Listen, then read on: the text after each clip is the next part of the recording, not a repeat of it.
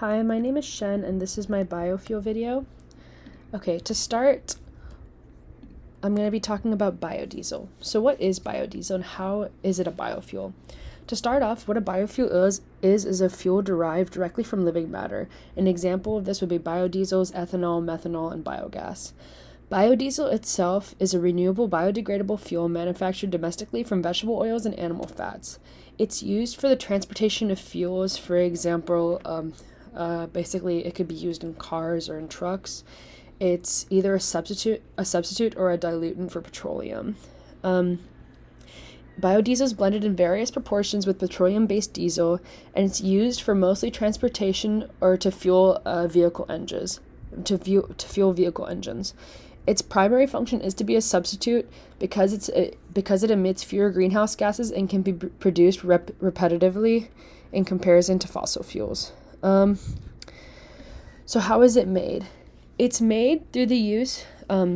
Vegetable oils are the main source for U.S. biodiesel production. However, other major animal fats for meat processing plants and used recycled cooking oil is also used to create biodiesel. So how is it produced? To produce the fuel from either vegetable oil or animal fat, the lipid usually reacts with an alcohol, either methanol or ethanol, depending on which converts the fat into a mixture of fatty acids. From there, the biodiesel is retrieved from the purifying mixture. It's important to note that this has to happen with the presence of a catalyst as a means to speed up the reaction of triglycerides and the alcohol.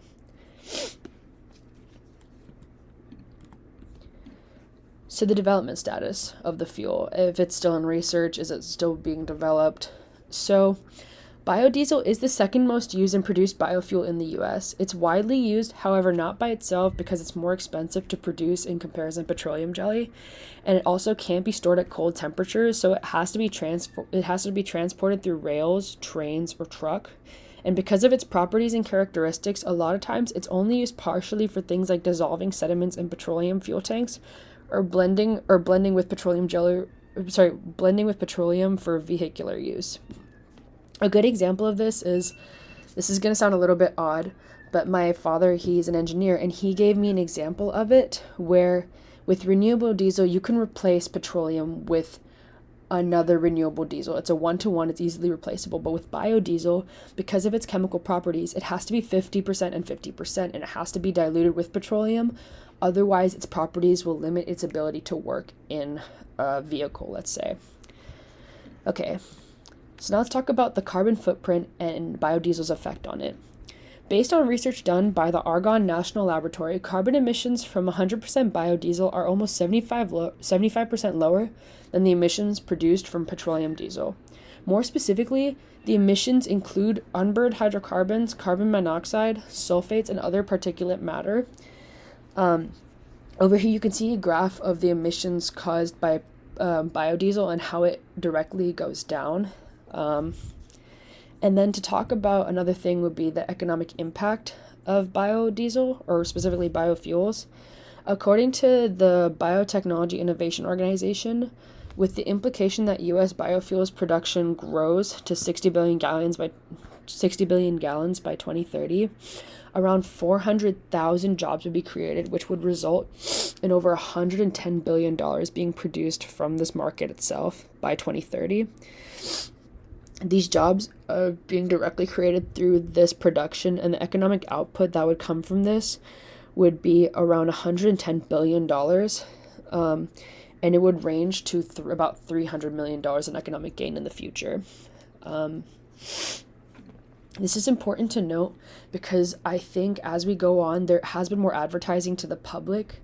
So in terms of biofuel and advertising, I think multiple different startups around the world are focusing on different biofuels. For example, these are the top 5 that I researched. One was Biofuel Evolution for bioethanol, Celtic Renewables, which was biobutanol, Manta Bio, which was algae biofuel, and then Inoltech, which was biodiesel. It's important to note that a multitude of gas companies, including Valero, Exxon, Neste, and Aramco, pride themselves in their initiative to reduce emissions through the usage of ethanol and other biodiesels. However, an organization that actually focuses on informing the public that I think to take note of would be the Renewable Fuels Association, They make it their purpose to inform the general public about what biofuels can do and what renewable fuels are better for the environment. So now the final piece, which actually is talking about the future itself.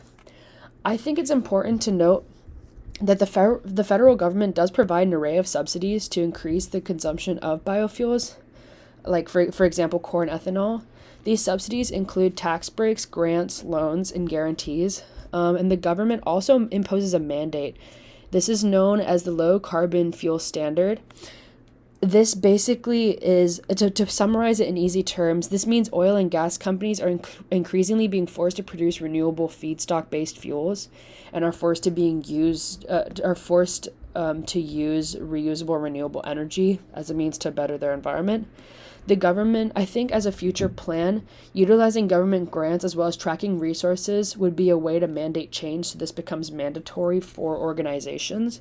I think if the government provided incentives and tax credits to produce low carbon fuels and biofuels, it would drive further investigation and research into the manufacturing of biofuels, which would then slowly drive down the cost because there is no other choice but to invest in this new development and research, which would then make their cost less because the production would be continuous and it could technically reach a point of petroleum-based fuel costage. But yes, these are all my sources. Thank you very much.